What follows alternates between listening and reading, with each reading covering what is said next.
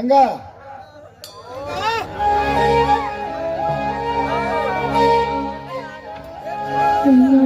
ಬಂದಿರಿ ಹೇಳ್ರಿ.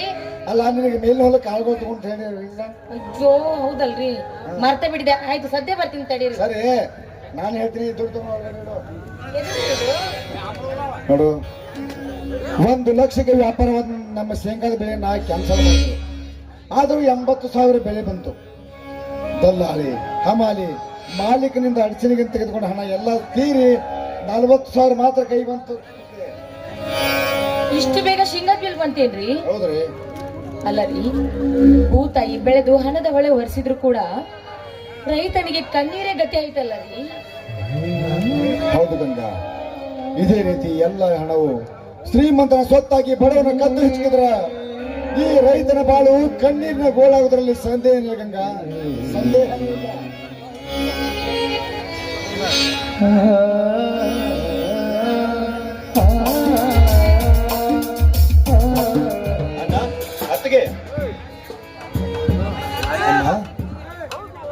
ಇವಳ್ಯಾರಪ್ಪ ಹೆಣ್ಮಗಳು?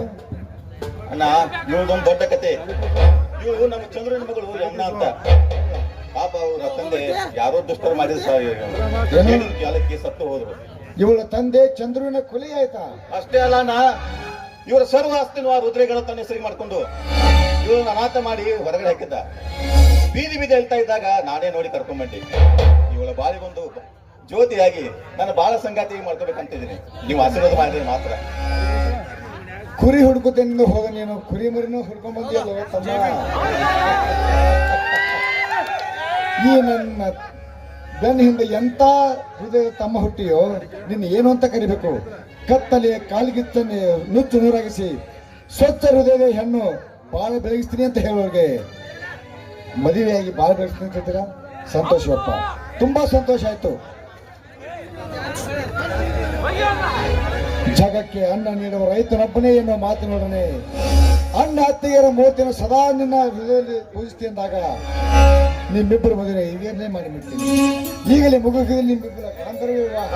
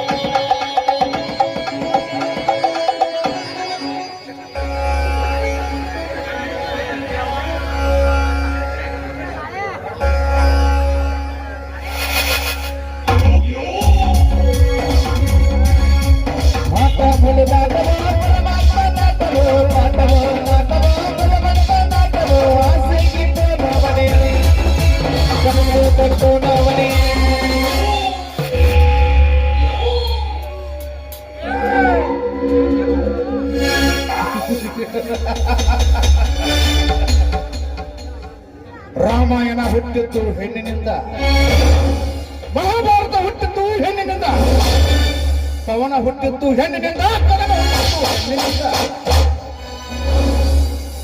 ಶಿವಶಕ್ತಿಯರ ಒಳಗ ಏನೋ ಕಾರ್ಯಕ್ರಮ. ನಮಸ್ಕಾರ ಗೌಡ್ರೆ, ಬನ್ನಿ ಕೂತ್ಕೊ ಬನ್ನಿ. ಶಿವಣ್ಣ, ಕೂತ್ಕೊಂಡು ಮಾತಾಡೋದು ಗೌಡ್ರ ಕೆಲಸ ಅಲ್ಲ ನೋಡ್ರಿ, ನನ್ನ ಕೆಲಸ. ನಿಮ್ಮದು ಹೈ ಬಾಕಿ ಐತಿ, ಅದು ವಸೂಲಿ ಮಾಡಕ್ ಬಂದು ಪಟ ರೊಕ್ಕ ಕೊಟ್ರೆ ಚಟ ಪಾವತಿ ಹರಿದು ಕೊಟ್ಬಿಡ್ತೀವಿ. ಅಲ್ಲ, ಎದ್ರ ಹಳ್ಳಿ ಬಾಕಿ ರೀ? ಏನೋ ತಿಳಿಸಿ ಹೇಳ್ಬೇಕಲ್ಲ ನಮಗೆ. ಅದಲ್ಲ, ಪಾಳಿ ಮೌನಿಪಾಳಿ ಕಂತ ಗಿಂತ ಆಮದು ಖರಾಬ ಪರಬ ಸೇರಿ ಅಂತಂಬ್ರ ಚೆಂಟಾಗಿ 1500 ರೂಪಾಯಿ ಐತಿ, ಪಟ್ನ ಕೊಟ್ಟು ಬಿಡ್ರಿ. ಶಟ್ರೆ, ನಾವು ಪ್ರತಿ ವರ್ಷ ಹಣ ತುಂಬುತ್ತಾನೆ ಬಂದಿದ್ದೇವೆ, ನೀವು ಸುಳ್ಳು ಹೇಳ್ತಾ ಇದ್ದೀರಿ. ಸುಳ್ಳು ಹೇಳಕ್ಕೆ ನಾವು ನೀವು ಹೊಟ್ಟೆ ಕಡೆ ಆಗ್ತದೇನಪ್ಪ. ಬಾಕಿ ಐತಿ, ಖಾತೆದೊಳಗೆ ಐತಿ, ತೋರ್ಸಾಕತ್ತ ಅದಕ್ಕೆ ನೋಡಿರಿ. ದೇವರಾಣಿ ಮಾಡಿ 3 ವರ್ಷ ಆಯ್ತು ನಿಮ್ಮ ಬಾಕಿ ಹಂಗೆ ಐತಿ. ಅದಲ್ದ ನಿಮ್ಮ ಅಂತಂಬ್ರ ಜನರು ಸೇರಿ ಕಸ ಮುಸುರಿ ಆಗಿ ನಿಮ್ಮ ಅಪ್ಪನ ಹೆಸರು ಸೇರಿ 1500 ರೂಪಾಯಿ ಆಗೈತಿ, ಕೊಡಬೇಕ. ಗೌಡ್ರ ಕೇಳ್ಬೇಕ. ಹೌದು ಶಿವಪ್ಪ, ಕಟಬಾಕಿ ಬಿದ್ದದ್ದು ನಿಜ. ಮೇಲಿನಿಂದ ಇವರಿಗೆ ಒತ್ತಡ ಹಾಕಿದ್ದಾರೆ ಹಣ ವಸೂಲಿ ಮಾಡುವಂತ. ಅದಕ್ಕೆ ಎಲ್ಲರೂ ಸೇರಿ ಹಣ ವಸೂಲಿ ಮಾಡಲು ಬಂದಿರುವೆ. ಬೇಗ ಹಣ ಕಟ್ಟಿಬಿಡು, ನಾವು ಹೋಗ್ತೀವಿ. ಗೌಡ್ರಿ, ವರ್ಷ ಹಣ ಕರೆಕ್ಟ್ ಆಗಿ ಕೊಟ್ಟಾಗ ಮತ್ತೇಕೆ ಹಣ? ನಮಗೆ ಹಣ ಕಟ್ಟೋಕ್ಕಾಗಲ್ಲ, ಹೊರಟು ಬಿಡಿ. ಶಕ್ತಿ, 20 ಹಳ್ಳಿಗೆ ಅಧ್ಯಕ್ಷನಾದ ಈ ನನಗೆ ಹತ್ತು ಮೀರಿ ಮಾತನಾಡಿದರೆ ಗುದ್ದಿಕೊಳ್ಳಬೇಕಾಗುತ್ತದೆ, ಎಚ್ಚರ. ಗುದ್ದಿಕೊಂಡು ನಮ್ಮ ಮೇಲೆ ಹಚ್ಚ ವರ್ಷಕ್ಕೆ ನೀನೇನು ಕೂತಲಾಗಿನ ಇಲ್ಲ ಅವ್ರ ಕೈಲಿರುವ ಅಧಿಕಾರನ ಸುಮ್ಮನೆ ಹೊರಟೋಗು.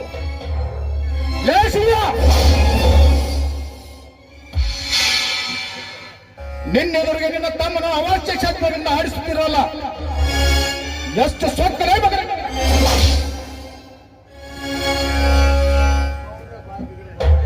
ಗೌಡ್ರೆ, ಬಾ ಹಿಡಿದು ಬಿಗಿಡಿದು ಮಾತಾಡಿ. ಇದು ದೇಹ ನಮ್ಮನೆ ಅನ್ನ ತಿಂದು ಬೆಳೆದ ದೇಹ. ನೀನು ನನ್ನ ದೇಹದ ಬಗ್ಗೆ ಸೊಕ್ಕು ಗೆಕ್ಕು ಹೇಳಕ್ಕೆ ನೀನೇನು ನಮ್ಮ ಅಪ್ಪಗೆ ಹುಟ್ಟಿದ್ಯಾ? ಸುಮ್ಮನೆ ಹೊರಟೋಗು. ಇದು ಈ ನಮ್ಮನೆ ಅನ್ನ ತಿಂದು ಬೆಳೆದ ದೇಹ. ನಿನ್ನ ಮನೆಯ ಅನ್ನ ತಿಂದ ಬೆಳೆದ ದೇಹ.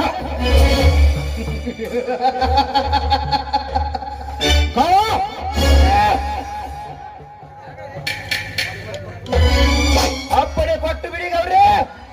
ಮೊದಲ ಮಂದಹಾಸದಲ್ಲಿರುವ ಇವರೆಲ್ಲರನ್ನು ಕತ್ತರಿಸಿ ಈ ಮನೆಗೆ ಬೆಂಕಿಯನ್ನು ಹಚ್ಚಿಬಿಡ್ತೀನಿ. ಹಾಗಾದ್ರೆ ಮೊದಲು ಗುರಿ ಇಡುವ ಶಕ್ತಿಯ ಇದೆ ಗುಂಡಿಗೆ.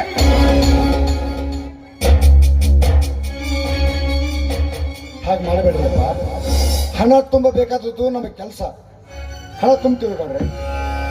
ಅಣ್ಣ ಅಣ್ಣ ಎಂತ ಹೇಳ್ತಾನೆ ಮಾತಾಡ್ತಿದ್ಯಣ್ಣ? ಅವನು ನನ್ನ ಎದೆ ಗುರಿ ಹಿಡಿಯೋ ಮೊದಲು ಅರ್ಥ ಮಾಡು.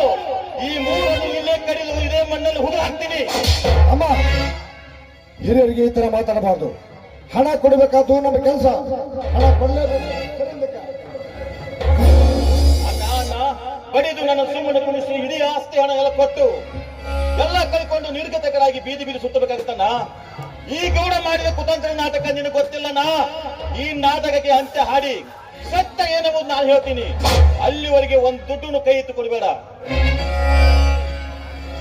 ಶಕ್ತಿ, ಕೊಡದಿದ್ದರೆ ನಿಮ್ಮ ಆಸ್ತಿಯನ್ನು ಎಲ್ಲರಿಗೂ ತೋ ಶಿವಪ್ಪ, ಸ್ವಲ್ಪ ಹಣ ಸಂಬಂಧ ಯಾಕೆ ನೀ ಇಟ್ಟು ಕಾರ್ಬಾರ ಮಾಡ್ತಿ? ಅಲ್ಲ ಊರಾಗ ತಿಳಿದ ಮೇಲಾಗ ಪ್ರಗತಿ ಬರ ರೈತದಿ. ಸುಮ್ಮನೆ ರೊಕ್ಕ ಕೊಟ್ಟು ಬಗೆಹರಿಸ್ಕೊಂಡ್ರೆ ಯಾವಾರ ಇಲ್ಲ. ಬಂದ ಕೆಲಸ ಅಷ್ಟೇ ನೋಡು, ಇಲ್ಲ ಅಂದ್ರೆ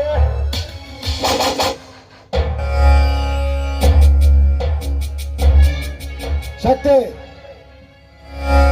ಮುಂದೆ ಕೈ ಮಾಡಿದ್ರೆ ನನ್ನ ನಾನೇ ಆಗೈತೆ. ಸರಿ ಇಂದಕ್ಕ ಹಣ ಕೊಡ್ಬೇಕಾದ್ದು ನಮ್ಮ ಕೆಲಸ. ನೋಡ್ರಿಪ್ಪ, ಹಣ ತೆಗೆದುಕೊಂಡು ಇದು ಬುದ್ಧಿವಂತರ ಮಾತು ನೋಡ್ರಿಪ್ಪ. ಯಪ್ಪ, ನೀ ಪಾಟಿ ತಗದ ನಮಗೆ ಮುಂದಕ್ಕೆ ಬರ್ತಾವ, ದೂರ ನಿಂದಿನಿ.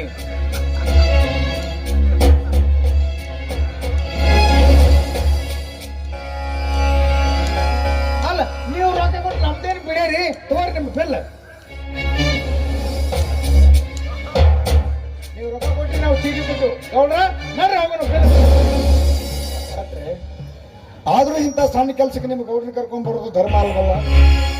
ನಿಮ್ಮ ತಮ್ಮಗ ಅಂಜೋ ಯಪ್ಪ, ಪಾಟಿ ತಗೊಳ್ಳೋದು ನಮಗೆ ಬಂದಂಗ ಆಗ್ಬಿಡ್ತೈತಿ. ಅಂದ್ರೆ ರೈತರ ಬಗ್ಗೆ ಸ್ವಲ್ಪ ಭಯ ಇರ್ಲಿ ನಿಮ್ಗೆ. ಐತ್ರಿ, ಆ ಹಸಿರು ಟವಲ್ ನೋಡೋಣ, ಹಂಚಿಕೆ ಬರೋದು ನಮಗ.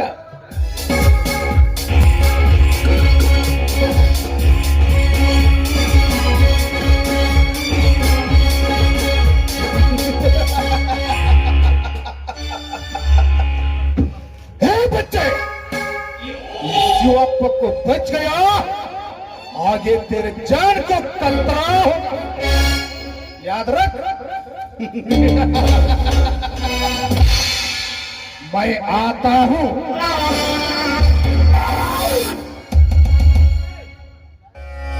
ಅಣ್ಣ, ನೀನೀಗ ಅಂಜಿ ಹಣ ಕೊಡ್ತಾ ಹೋದ್ರೆ ಹೇಗಣ್ಣ?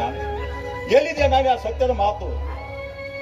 ಸತ್ಯದ ಮಾತು ಸತ್ತು ಹೋಗಿದ ಸಹೋದರ ಈ ರೈತನಿಗೆ ಕರ್ಮದ ಗಂಟು ಮಾತ್ರ ಉಳಿದುಕೊಂಡಿದೆ ನಮ್ಮ ಮನೆಯಲ್ಲಿ. ಮನೆ ತುಂಬಾ ದೋಷ ತಾನೇ ತುಂಬಿಕೊಂಡರು, ಅದೆಲ್ಲ ಕಟಕ ಶ್ರೀಮಂತರ ಪಾರಾಗಿ ಹೋಗುತ್ತಿದೆ ಅಂದಮೇಲೆ ಏನ್ ಹೇಳಬೇಕು ಗೊತ್ತಾಗ್ತಿಲ್ಲ. ಅದೇನೇ ಇರಲಿ, ಈಗ ನಿಮ್ಮಿಬ್ಬರ ಗಾಂಧ ವಿವಾಹ ಮಾಡಿ ಸರಳ ವಿವಾಹ ಮಾಡಿ ಮುಗಿಸ್ಬಿಡೋಣಪ್ಪ. ಬನ್ನಿರಿ.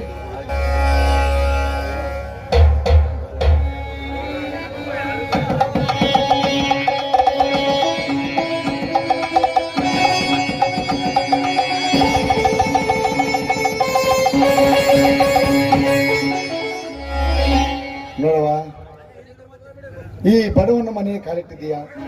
ಈ ಬಡವನ ಮನೆ ಬೆಳಗಿ ಈ ಮನೆಯನ್ನು ಉದ್ಧಾರ ಮಾಡಿ ನಮ್ಮೆಲ್ಲರಲ್ಲಿ ಒಂದಾಗಿ ಅಂತ ಹರಿಸಿ ಈ ಮನೆಯನ್ನು ಒಳ್ಳೆದ ಹಾಗೆ ನೋಡ್ಕೊಂಡು ಹೋಗು. ಮವ, ನಿನ್ನ ಮಾತೇ ನನಗೆ ವೇದವಾಕ್ಯ. ಇನ್ನು ಮುಂದೆ ನೀನು ಹೇಗೆ ಹೇಳ್ತೀವೋ ಹಾಗೆ ನಡೆದುಕೊಂಡು ಹೋಗ್ತೀನಿ.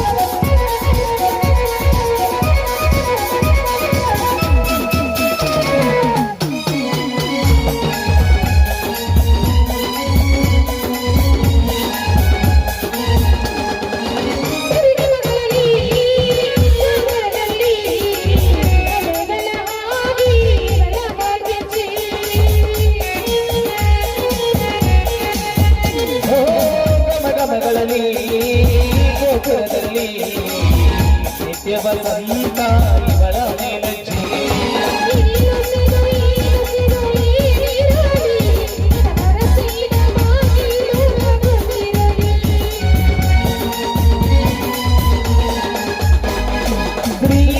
ಶ್ರೀಗಂಧರಾಗಮ್ಮೆ ಮೆಲ್ಲ ಮೆಲ್ಲನೆ ಬರುತ್ತಾಳಲ್ಲ.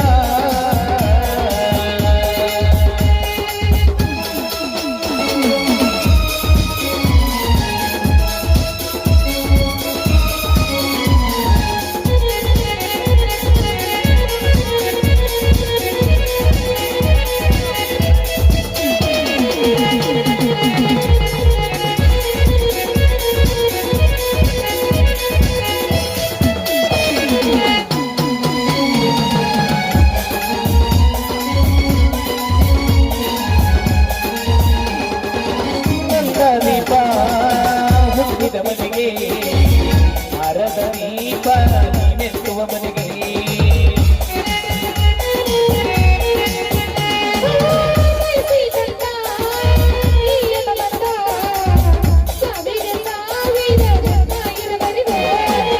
ಊರಿಲ್ಲ ಹರಸಿದರೆ ಪುಷ್ಪಾಂಜಲಿ ಅನ್ನನಾದಕ್ಕೆ ಆನಂದ ಬಾಷ್ಪಾಂಜಲಿ.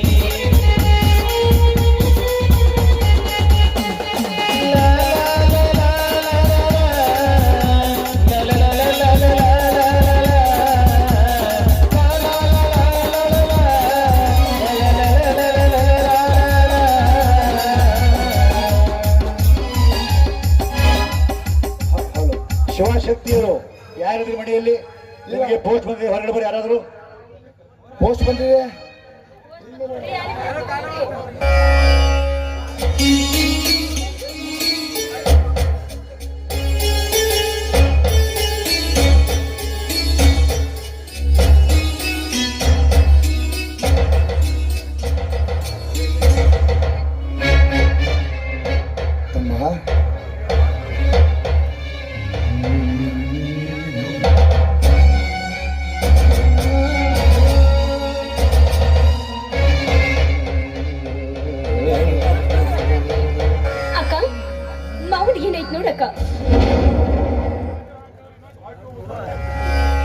ಗಂಗಾ ಗಂಗಾ ಏನ್ ಹೇಳ್ಬೇಕು ಅಂತ ಗೊತ್ತಿಲ್ಲ. ಮೊನ್ನೆನೇ ಕರೆಂಟ್ ಬಿಲ್ ತುಂಬಿದ್ದೀವಿ, ಮತ್ತೆ ತುಂಬಬೇಕು ಅಂತ ಬಂದಿದೆ. ಏನ್ ಹೇಳ್ತಾ ಇದ್ದೀರಾ? ಮೊನ್ನೆ ತುಂಬಿದ ಬಿಲ್ಲು ಮತ್ತೆ ತುಂಬಬೇಕು ಅಂತ ಬಂದಿದೆ ಅಂದ್ರೆ ಹೌದು ಗಂಗಾ. ಮುಂದೆ ಹೇಗ್ರಿ ನಮ್ಮ ಗತಿ? ಹೇಗಂದ್ರೆ ಏನು ಮಾತನಾಡಲಷ್ಟು ಮೂರ್ಖನಾಗಿದ್ದೇನೆ ಗಂಗಾ, ಮೂರ್ಖನಾಗಿದ್ದೇನೆ.